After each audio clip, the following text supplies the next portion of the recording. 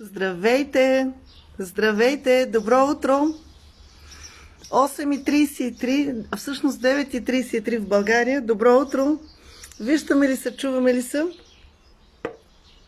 Има ли някой, който да е на линия? Здравейте! Много ви се радвам. Тук да видим какво пък. Да, точно така. Добро утро! 9:33 в България. Добро утро! Прекрасен ден! Днеска в неделя. Осъзнавам, че това предизвикателство всеки ден в 9:30 да правиш 30 минути лайв е едно доста голямо предизвикателство. И всъщност осъзнавам, че когато човек си постави за цел нещо, неминуемо свързано с много промени, с нещо правя иначе. Някакъв път завивам по друг начин, или вървя директно, или във всеки един момент, в който на мен ми хрумне да направя нещо по друг начин, вече плана е друг. И в днескашния неделен лайв искам да те поканя, виждаме ли се, не се ли виждаме? И в днескашния неделен лайв искам да те поканя, мила моя слънчева момиче, мило мое слънчево момче, добро утро, прекрасна неделя. Искам да те поканя още повече днеска на 21 юни, лятното слънцестоене. И вярваш ли в дати, в числа, в събития? Днес е един огромен ден. Днес е един великолепен ден, който аз днескашния ден го чакам с едно голямо вдъхновение, с едно голямо такова магично чувство. Всеки ден в момента, в който по принцип всеки един ден го чакам с много любов, с много вау, днескашния ден с голяма буква написан.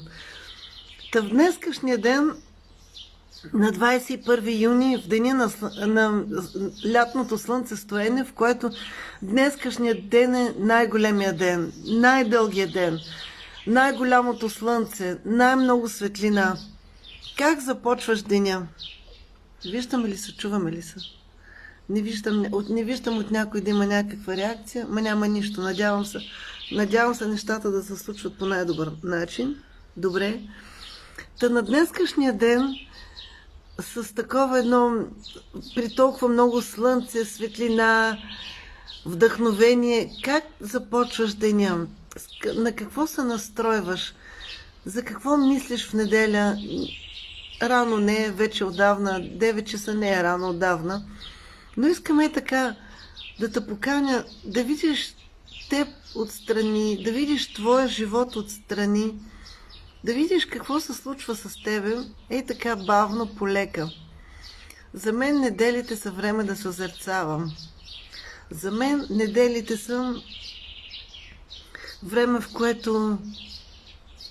което да видя живота като едно ново събитие, ново раждане, ново начало. Да не говорим, когато неделята се случва на 21 юни.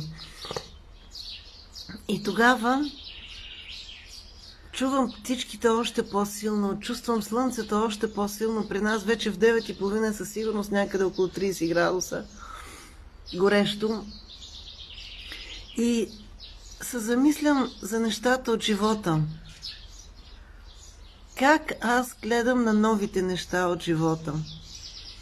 Готова ли съм да направя едно предизвикателство, в което да платя цената? Във всеки един момент, в който ние имаме мечти, си позволяваме да чуем зова на душата. И когато ти си позволиш да чуеш звука, гласа на душата и чуеш твоята мечта, това е една връзка с тебе, която е много вярна за теб. Виждам, чудесно. Колко прекрасно, че сме заедно. Много ви благодаря. Тук от мястото, където съм, вярвам, че имам хубав интернет, обаче изключително светло е. В момента, в който правя лайфа, съм в шок, че нищо не се вижда или така и после като видя лайфа, викаме, той не е чак толкова зле, все пак нещо се и вижда и чува. Явно критическото мислене е все още на моменти в силата си. Те исках да се върна към мисълта ми, какво е това чувство, когато кажеш нещо ново? Искаш ли да повториш с мене? Нещо ново, нова идея, нов проект, ново начало, нова крачка, ново партньорство, ново семейство. Спира ли ти дъха или се чувстваш смела, окрилена, вдъхновена? Какво казва твоето тяло? Ние години наред са ни учили да бъдем послушни и да казваме почти автоматично да. Ще измиеш ли чиниите? Да. Ще пуснеш ли прахосмокачката? Да. Ще изхвърлиш ли буклука? Да. Тук и сега те поканвам да кажеш да на твоята душа. Какво иска твоята душа?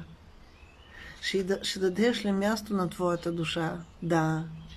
Ще вземеш ли днеска да мечтаеш какво искаш? Да. Ще чуеш ли какво от малко дете си искал да направиш? Да. Как ти звучи? Да кажеш един път да на себе си от една друга посока, от една друга страна. Да погледнеш отстрани живота ти и да кажеш и мен ме има. И аз си позволявам. Всичко, което е ново. В последно време забелязвам, че вече идвам в една такава вълна, в която всеки ден идват толкова много интересни, вдъхновени, прекрасни човеци около мене. И колкото повече осъзнавам с каква благодарност бих могла да напиша тук и сега, да седна и да напиша 108 благодарности единствено само за това какво се случва всеки ден с мен. Да не говорим днес в неделя на 21 юни. Съм с такова отворено сърце, с толкова много надежда, с такова невероятно вдъхновение за това какво се случва днес на 21 юни в моя живот. Какво пускам аз за мене? Пускам ли е равно на позволявам ли си моите мечти да видя, да ги чуя, моя глас, картинката, която мечтая да нарисувам, песента, която мечтая да изпея. Какво значи новото начало? По закон Божий, новото начало винаги трябва да има, да получава повече време, повече ресурси, повече енергия, повече вдъхновение, повече усилия по принцип. Нали всички искам, много ми е важно да кажа, че когато се създава едно ново семейство, нов план, нов проект, е много важно никой да не го спира. Е много важно всякакви ограничаващи мисли, спирачки, да не ги пускаш, да не им позволяваш място. Да си вземеш цялата енергия и всичката сила и вдъхновение за нещо, което първата крачка, да кажеш в нещо, което импулсивно си чул гласа си и си казал да на душата ми, да на гласа ми, да на вдъхновението ми, да, защото имам на човечеството, на хората да дам нещо хубаво, някакво вдъхновение, някаква смелост, бели огромни крила, благословията на рода и после високия полет. Когато днеска в неделя се замислиш за тебе, така виж живота ти отстрани. Виж различните спирки. Виж коя спирка, как си е успял, какво си взел, от какво си се лишил. Във всяко едно нещо, което предприемаме в живота, винаги имаме някаква цена. Дали ще е безсъние, дали ще се лишим от някаква разходка, дали ще...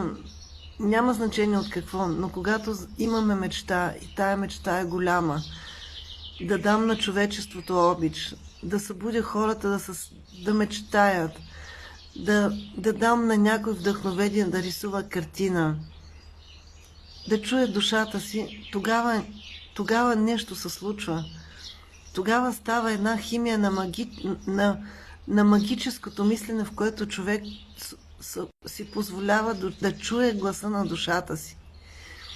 И когато аз си позволя да чуя гласа на душата ми, тогава аз съм аз.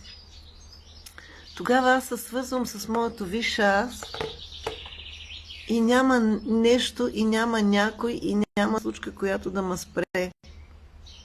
Да вървя по пътя на моята душа, да сбъдна моят план. Защо съм тук аз на този свят? Каква ми е мисията за този живот?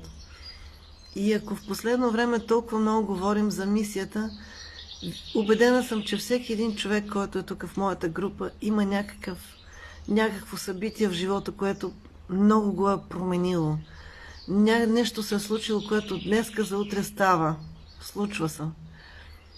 И когато се замислиш през болката или през решението, или през любовта, през какво минаваш, каквото и да се случва в живота ти, каквото и събитие да си минал, то идва нещо да ти каже. То идва за нещо да те събуди. То идва да ти каже, че ти, човек, трябва нещо да промениш. Трябва някакси фокуса в нещо друго да го фокусираш, да го видиш. И когато усетиш, че това събитие в живота ти, виж ги спирките.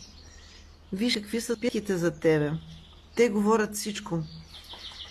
Вземи и с благодарност, защо посветих целият този маратон, който вече от 6 юни го започнах. Днеска мисля, че 16 или 17 ден, в който всяка сутрин в 9:30 българско време се срещаме. То е маратон на благодарността, го посветих на моите родители. На баща ми, Бог да го прости, и на майка, да ми е жива и здрава. И виж пътя, който си минал до сега. Най-важните спирки. Къде си спрял, къде си се спънал, каквото е благословило, за какво си почувствал. Чувствата са това, което те прави човек. Чувствата са това, което вибрира със света. Колкото повече чувство на обич, на приемане, на благодарност към себе си имаш, толкова повече излъчваш към света. И каниш в твоя свят хора, които те уважават, ти благодарят и те ценят. И безусловно те обичат. Ей така. И колкото повече ти виждаш твоя път какъв е, и го приемаш, и си благодарен, и казваш, този път ме е телепортирал това, което съм тук и сега, днес, аз за тебе. И имам щастието да познавам брилянтни хора, които до голяма степен техния път също е бил на моменти трънлив, на моменти тежък. Спирал им е дъха, падали, ставали, не само, че са си обелвали, но сами са си трошили главата. Или са били премазани от безизходица, от щастие, от загуба, от мъка. И пак са станали. Виж ги всичките спирки от живота ти и виж в какъв момент какво си решил. Това, което си го решил, било ли от чувство на обич към тебе? Каквото и да решиш, в някакво чувство на обич към тебе трябва да станеш и да тръгнеш.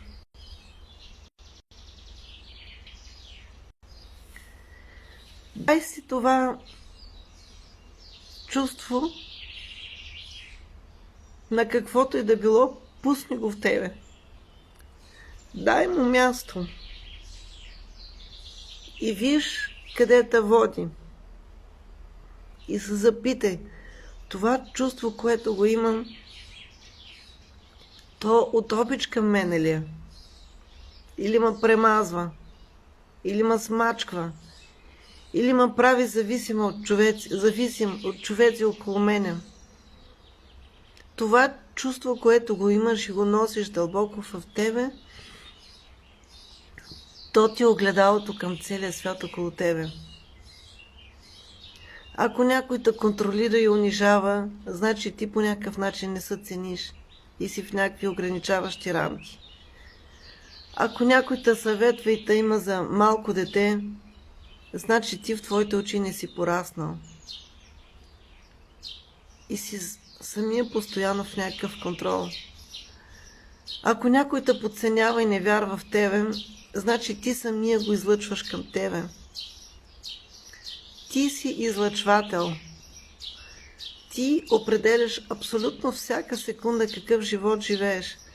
Живееш живот на висок полет, на много обич, на вдишване и издишване всеки момент, на обич, на да към мене, или живееш, отказал си чувството на обич.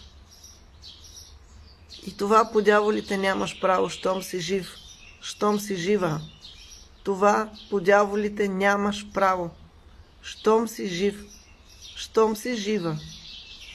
Имаш в този живот някаква мисия. Имаш нещо на някой да дадеш. Парченце обич. Въздишка торта. Пилешка супа за душата. И когато се замислиш, защо това, което съм го минал до сега, не съм го превърнал в златна монета? Защо това, което аз съм го минал до сега, все още ме държи там, където съм? Защо до сега съм срещнал толкова прекрасни хора и не съм ги виждал съвсем от тяхната светла страна? Това са всичко отговори за тебе. И когато си дадеш лека по лека отговор на всеки въпрос, който ти зададах, ако ти дойде много, чуй го това видео няколко пъти. И се замисли за всяка една спирка от живота, докъде те води. Днеска е един огромен, дълъг, светъл, почти безкраен слънчев ден. Светъл ден по целия свят, особено в България. Особено за нас, българите. Няма да се моля да казвам, че ние сме велика нация. И когато видиш какъв път си минал, колко пъти си се спъвал и колко пъти си ставал, и не си осъзнавал, че за пореден път си сложил короната, върни се към тебе, напълни си душата с едно огромно благодаря. Напълни си сърцето с едно огромно парче торта за сърцето, обич. Ма най-голямата обич към тебе, приемане, признаване, че ти си един огромен човек, без значение какво си смогнал в живота, без значение колко пъти си се спъвал, и на днескашния огромен светъл ден да вземеш решение да обичаш себе си и живота. Да вземеш решение от обич към тебе нещо в живота ти да промениш.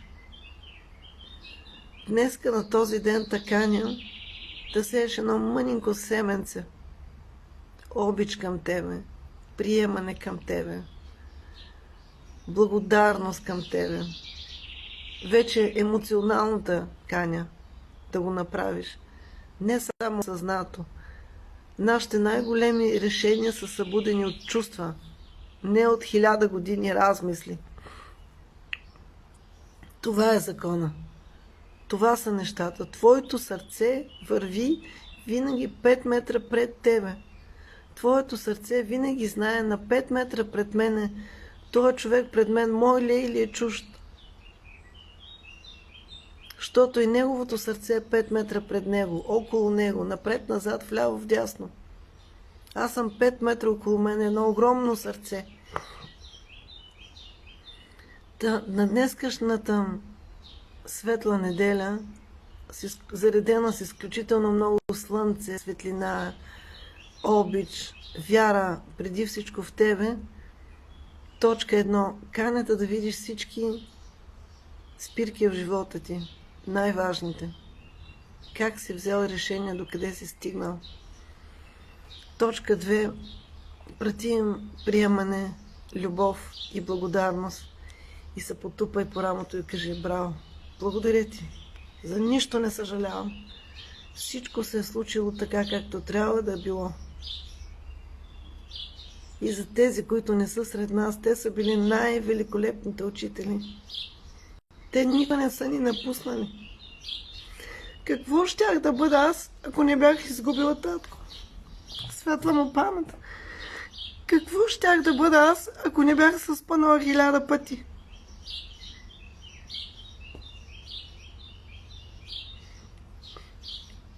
И 10 000 станал.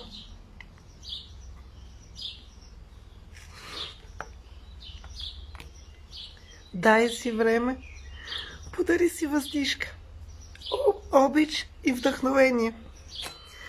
И когато те каня на тая смела крачка,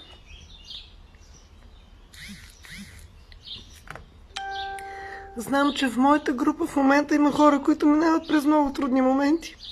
Знам. И това видео е специално за тях.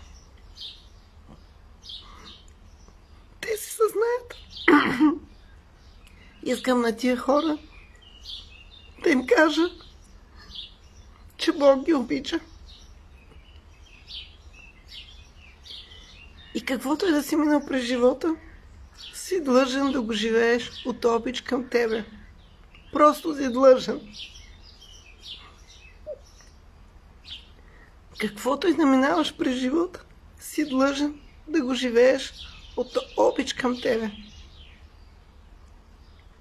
Каквото и да минаваш, ти имаш в този живот мисия. Да научиш някой през болката да вземе някакво решение. Щом го имаш този живот, трябва да го живееш. През каквото и да минаваш. И когато станеш 90-95 години и се обърнеш назад и кажеш, тая мъка е била непоносима, тая загуба е била нечовешка. Обаче аз съм човека, който съм дал на човечеството нещо. Аз съм дал на човечеството нещо. Аз съм направила моят път, защото без болките, без загубите няма как да сме ние. Чисто и просто. Ако живота ни беше розов, мед и масло, ние нямаме потребност да се променяме. Ние си стоиме в блатото. И щом минаваш през болка, през загуба, през мък, значи нещо трябва да промениш в тебе. Значи Бог ти е дал някаква мисия, с която трябва смело да стъпиш на крака и да кажеш, аз от обич към мене вземам решение да дам на човечеството нещо важно, ценно, обич, вяра, вдъхновение, през каквото и да минаваш.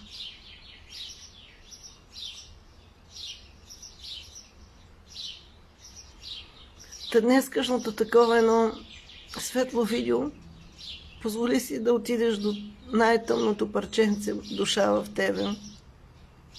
В това милиметърче сърце, когато някога му е било много студено и много мъчно, и си позволи смелостта да кажеш, и мен ме има. И този живот е най-ценното, което ще го имам, на което имам щастието да се радвам. И когато стана 95-100 години, за нито един момент няма да съжалявам, защото аз този живот, този път съм го направил на не пътека, а полет. И в днескашния такъв емоционален лайв искам да те поканя да ги видиш нещата. Да я видиш така, пътечката, станала път, станала магистрала, станала светла звезда. Тия, които сме ги загубили, те са вече там, те са вече звезди. Въпросът е ние с нашия живот, какво ще правим? Каква следа ще оставим? За какво ме има? Защо съм тук?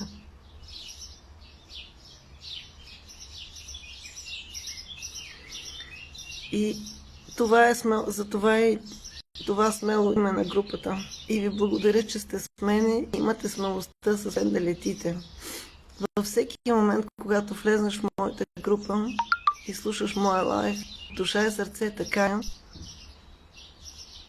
в момента, в който влезнеш и видиш лайфа, да си представиш, че за теб стоят две огромни крила. От лявата страна едно бяло огромно крило на мама и от дясната страна едно бяло огромно крило на татко. И зад тях стоят генерации хора, които са ти дали здраве, любов, оживяване, вдъхновение, дишка, издишка. И тия хора вярват в тебе и те благославят. Всеки момент, в който си помислиш за мене, всеки момент, в който влезнеш в някакъв лайф от моя, във всяка една секунда да каня, да моля да си представиш две огромни крила за тебе, бели. И да носят на техните две огромни крила генерации от хора. Благословия за тебе. И на днескашния неделен ден, в последната минутка, тикни си така ръката върху теб и виж каква е следващата крачка. На днескашния ден, по стара традиция, спомням, с баба ми Марина, Бог да прости, ходихме да спираме жълт кантарион, защото днеска е най-силния. Жълт кантарион е връзката с Бога, с слънцето, с природата. То е една много магична билка, много магичен чай. Има една изключителна енергия в него. Татко, светла му памет, лекуваше с него гнойни рани. И за чай аз съм пораснала с този жълт кантарион чай. Тук в Австрия, трябва да признам, много не му хващат край. Но жълтия кантарион в този смисъл, който ние го имаме в България, тук, слава Богу, до нас даже расте. Много от хората даже не го познават тук, но няма значение. Жълтия кантарион, ако имаш как днеска да набереш, днеска да го сложиш някъде, то е просто една много магична, слънчева билка, билката на енергията, билката на връзката с душата ти, билката на вярата в сърцето ти.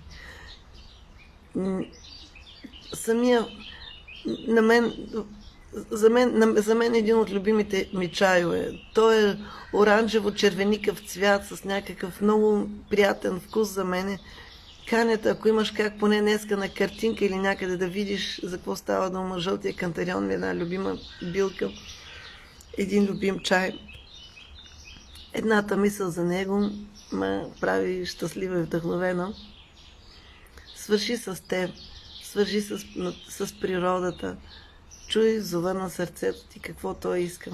От мене, благодаря ти, че и днескашния ден, в тая неделя, започнахме деня заедно и утре, разбира се, в понеделник, 9:30 сме пак заедно. За всички тези, които дойдат, които после видят лайфа, съм от душа и сърце благодарна. Бъдете благословени. Чуй зова на сърцето и лети високо. Бог никога не прави грешка. От мене прекрасна неделя и до утре.